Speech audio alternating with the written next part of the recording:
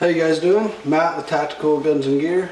There's been a lot of lots of things to talk about recently with San Bernardino and the attacks in France. Basically, the rise of ISIS attacking good people, well-known areas. Los Angeles, Paris. So it's spreading. A lot of people in California. That's it's like, well, it wouldn't happen here. San Bernardino, if it can happen at that spot in San Bernardino, it can pretty much happen anywhere. Y'all who saw the news footage on it, it could be that it wasn't in like a spot in downtown Los Angeles that you might think of. It was a building that could be any place in the U.S. for the most part. So anyway. EDC, stuff that we can carry with us, everyday carry, EDC, that will help enhance us in surviving such an attack or maybe even neutralizing such an attack.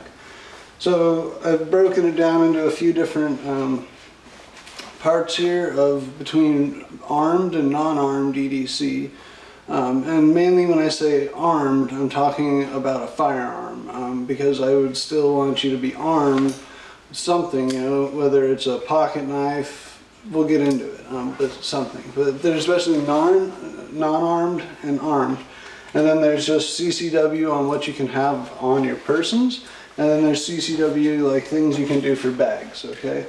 So for most folks, average person isn't going to carry a gun. I'm assuming that right off the bat. And that's unfortunate. I encourage you to seek out some quality instruction and training and get proficient with the gun, and you'll get comfortable and start carrying it. But anyway, something like this. So this is going for the non-armed EDC.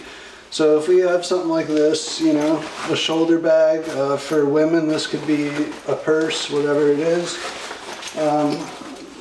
What I mainly keep in mind is a medical kit, a trauma pack, again, trauma, not just, yes, I have some band-aids in here and stuff, but you don't want just the little boo-boo stuff, because when, bullets are hitting flesh, band-aids ain't gonna do shit. So you need to have good medical equipment, pressure dressing, tourniquets, okay? With that said, there's a tourniquet I have in here somewhere, but anyway, so medical, a tourniquet, and a pressure dressing. If you can only have two things, let's go to three things, and we'll say gloves, a tourniquet, and a pressure dressing, okay? And that'd be good.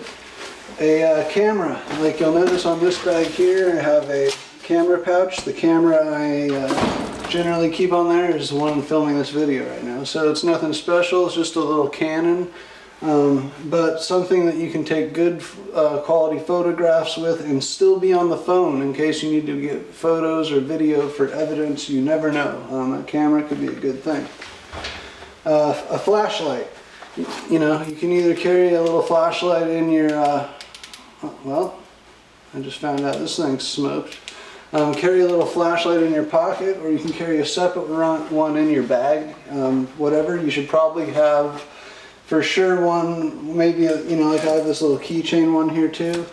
Have at least two forms of light on you, because even if you're in a store in the middle of the day and all the lights go out, it can get chaotic. You might not need it, but if you have to look down and real specific, if you drop your keys or something, it's going to come in handy.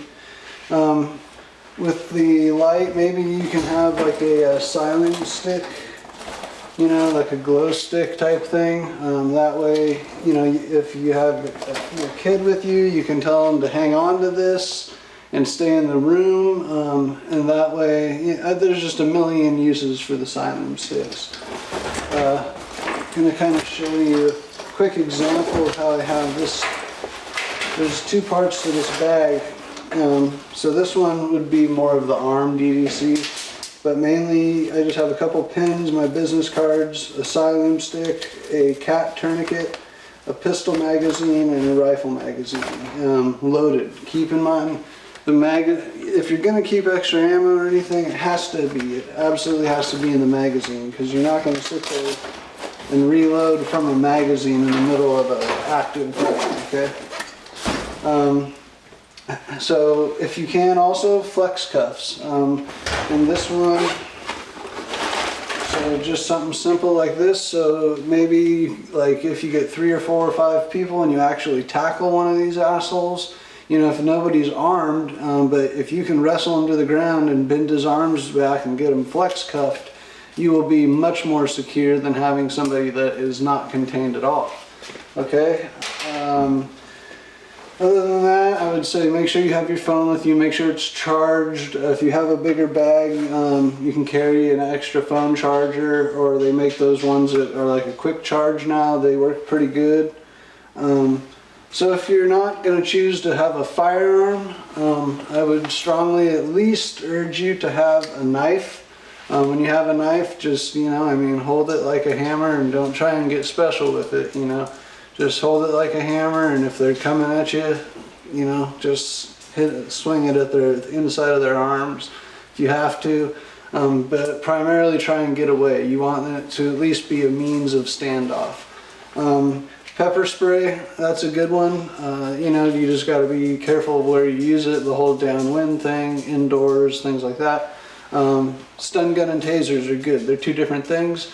A stun gun, you actually have to make contact with the person to get the electricity.